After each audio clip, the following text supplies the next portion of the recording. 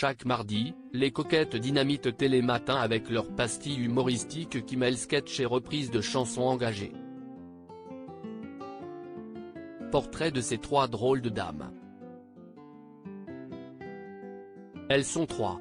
Lola, la rousse gouailleuse et voluptueuse, Marie, la brune piquante et malicieuse, Mélodie, la blonde faussement naïve. Pour leur carte blanche hebdomadaire dans la matinale incarnée par Thomas Soto, et jusqu'à la fin de la saison par Julia Vignali, les coquettes proposent une chronique humoristique chantée qui aborde différents sujets d'actualité. Ces dernières semaines, elles ont par exemple abordé le geste de la Zara à l'Eurovision, la journée mondiale sans tabac ou le réchauffement climatique.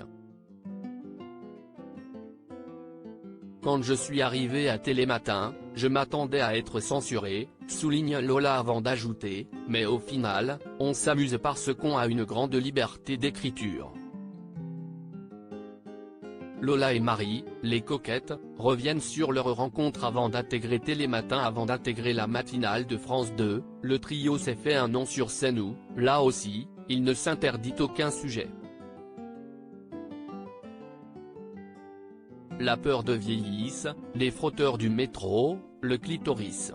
Entre copines, on peut avoir des discussions très intenses, alors on essaie de les partager à plus grande échelle, révèle Mélodie, arrivée dans le groupe il y a un an. Lola et Marie, elles, se rencontrent en 2007 lors d'une audition pour le conte musical Le Soldat Rose.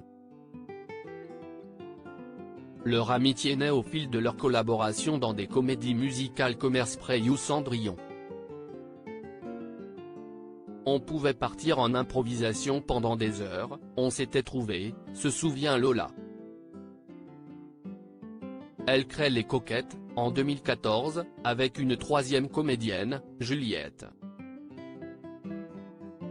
Comme tous les groupes de filles, nous n'avons pas échappé à la règle, et avons fini par nous séparer, glisse Marie. Les Coquettes, un groupe féministe et sans tabou, ont trouvé ça juste cool la fessée lors de leur début, leur engagement n'est pas aussi affirmé.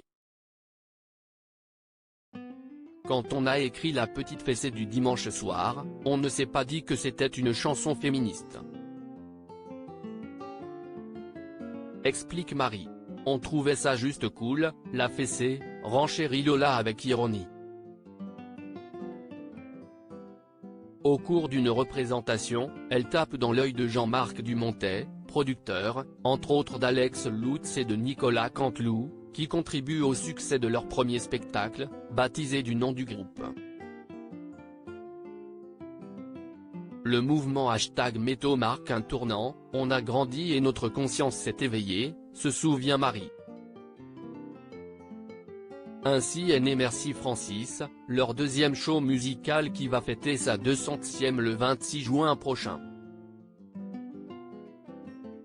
Lola à propos de la chronique des coquettes dans Télématin, il faut suivre l'actualité, avoir un avis et en faire un texte. À la rentrée dernière, elle se lance un nouveau challenge avec Télématin, en alternance avec l'humoriste Alex Vizorek.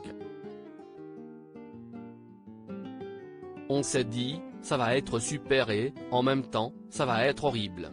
Révèle Marie, qui appréhendait les réveils matinaux tout en continuant à monter sur scène le soir. Et Lola, qui écrit l'intégralité des chansons du groupe avec Marie, d'expliquer, il faut suivre l'actualité, avoir un avis et en faire un texte. Le pari est-il réussi? Oui, selon Thomas Soto, qui envoie régulièrement des messages aux filles pour les féliciter et conseille aux téléspectateurs d'aller les voir en spectacle à la fin de leur chronique. Chiche.